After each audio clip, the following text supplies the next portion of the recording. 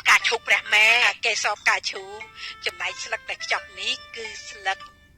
ស្រកតលផ្កាឈូកណាព្រះម៉ែកេសរផ្កាឈូកសតបផ្កាឈូកព្រះពរខ្ញុំម្ចាស់ធ្វើដោយផ្ទាល់ដៃជើងឲ្យបាត់យើងសួរតាហូបឲ្យវាមិនស្លាប់ចង់បើដល់ទី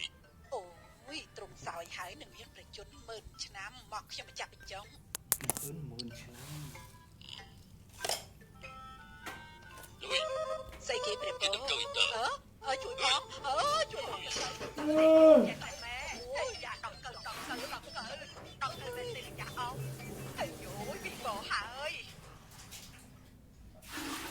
នេះណែខ្ញុំមិនចាំមិនដឹងទេមិនកាន់នៅក្នុងនឹងដែររបៀបណាឯងចំណែកនឹងយើងទៅលួចដាក់ដង្កូវនៅក្នុងមណ្ឌលតាមចិត្តឲ្យព្រះរាជាកាត់ក្បាលយើងមែនទេអូយឥឡូវនេះពិភពលោកប្រែប្រួលហើយមនុស្សស្រីរស័ក្តិអត់ដែលគ្មានពុយអង្កោបែរជាធ្វើបាបយត់ឈ្លីព្រះមហាក្សីអូយគួរអត់ដៅចិត្តណាស់មែនហើយឯងចំណែកនឹងយើងតាមចិត្តប្រើល្បិចវិជាឲ្យព្រះរាជាងុកមុលនឹងឯងធ្វើបាបមនុស្សស្រីចាស់តែគ្មានផ្លូវតស៊ូតែនេះថាមុខីត្រូវហៅយើងថាស្រីដែលរស់មកយូរហើយព្រះម៉ែឯងធ្វើបាបមនុស្សស្រីដែលមានជីវិតរស់យូរមកហើយអាក្រក់ណាស់នេះគឺជាប្រពន្ធដើមនេះថាមុខីឯងហៅយើងមែនទេដាច់ខោមួយទៀតបាទហើយស្លៀកសោយចុយម៉ែសោយសាំ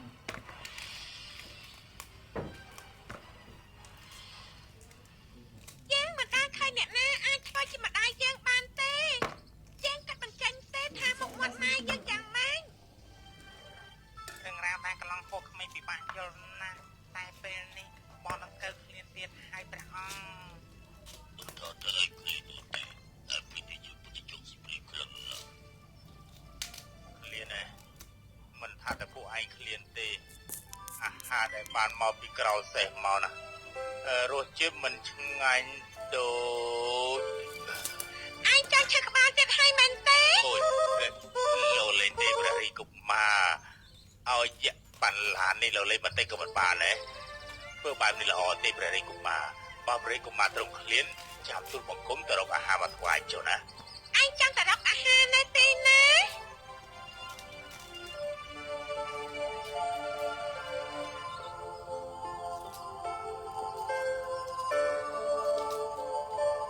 ព្រះរាជកុមារបើសិនជាទ្រង់ឃ្លានទ្រង់សោយអាហារនេះចុះហើយចាស់លោកមិនបាច់បារម្ភពីទូលបង្គំទេ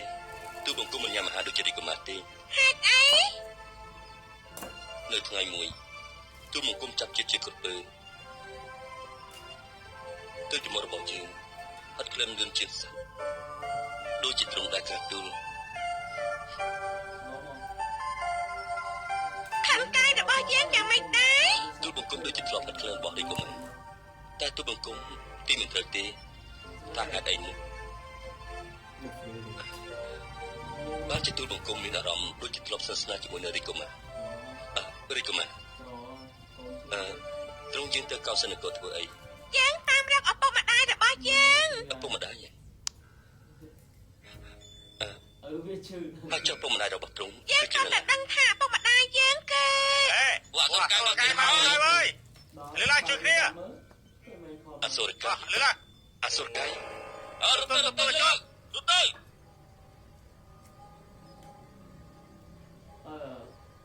4នាក់បងបានចាប់ដល់រត់ទៅអសុរកាយហ៎ព្រះរាជកុមារត្រង់យេតនាព្រះរាជកុមារ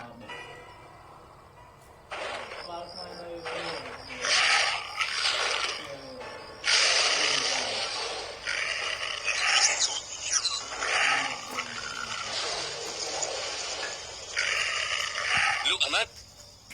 ទៅមើលរីដំណាក់ខាងក្នុងហើយឬនៅទៅមើលឲ្យក្រាបទូល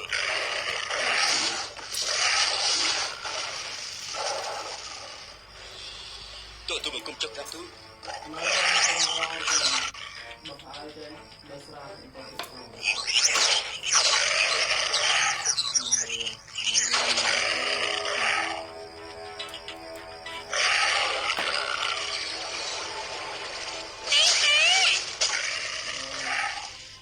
ម៉ែឆាប់ចេញទៅមិនទៅឲ្យមកធ្វើនៅទីនេះចេញទៅទូបង្គំប្រាប់ថាចេញទៅព្រះរាជវត្តវាយកូនយើងនឹងដុតព្រះអង្គព្រមជាមួយនឹងកោសិននៅរាជវត្តប្រយ័ត្នក្រាបទូលពួកឯងមិនរត់ទេឈប់គ្នាពួកអសរកាយព្រះរាជកុមារទ្រង់ទៅ ឯងតែជួបនឹងសម្លាញ់យើងសម្លាញ់នេះ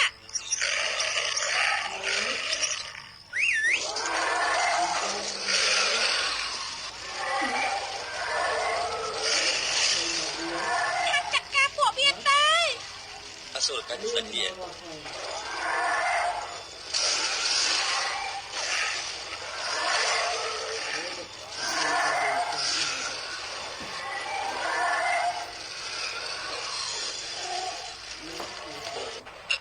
អសូរកាយខ្មៅអសូរកាយខ្មៅអសូរកាយខ្មៅលោកនិយាយថាបបវាយកូនស្ដេចកូនដើម្បីគៀបសង្កត់ឲ្យបរិយាបន្ទុយគុណជ័យបមិនក៏ត្រឡប់ទៅបាក់ស្ដាប់ទៅតែមានរឿងអីតើអសូរកាយខ្មៅនេះភ្លើងនៅកំពូលភ្នំផ្កាយរងរបស់ទូតបង្គំត្រូវក្មេងបិទនឹងចាប់ធ្វើជារបស់លេងនេះភ្លើងមិនហើយក្មេងនៅទូតបង្គំជាយាមចាប់វាមកធ្វើជាបរិវារនោះអីក្មេងដែលមកមាត់ដូចជាយើងមែនទេក្រាបទូលបើបានក្មេងនឹងមកធ្វើជាបរិវារយើងអាចប្រើវាឲ្យទៅសម្លាប់ជំនួសយើងបើជាមិនខានឡើយបើអញ្ចឹងតាមចាប់ក្មេងនឹងឲ្យឆាប់បំផុតក្មេងដែលអាចចាប់នាងភ្លើងមកធ្វើជាសត្វចិញ្ចឹមបាន